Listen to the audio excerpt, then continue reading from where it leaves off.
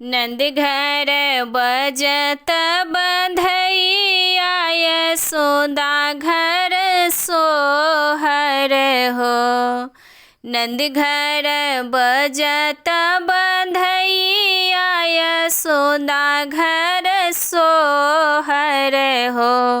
ललनर जन्मे है कृष्ण कन्हैया, तीनों ही कुल तारण हो। ललनर जन्मे है कृष्ण कन्हैया, तीनों ही कुल तारण हो। बोल बहु नगर से डगरी नरिया कटा बहु हो।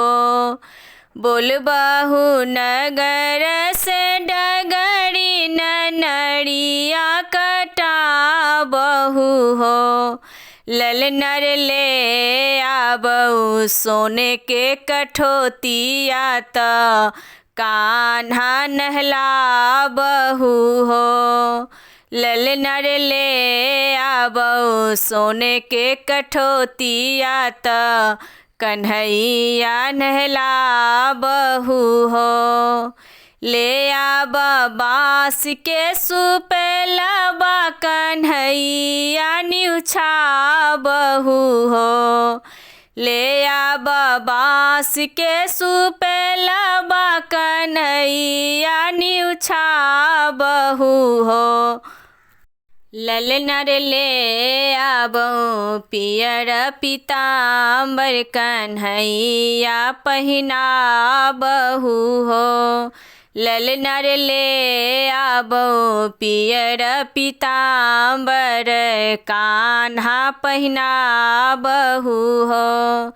ले आबऊ सोने के मुकुटबा मोर पंख लगावल हो। ले आबऊ सोने के मुकुटबा मोर पंख लगावल हो। ललनर आबहू पैर के पैजनिया त कान्हा पहिना बहु हो।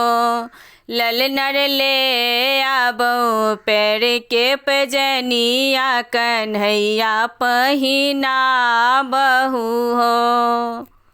कान्हा के पाँव पैजनिया तो बड़ा निक लागेल हो।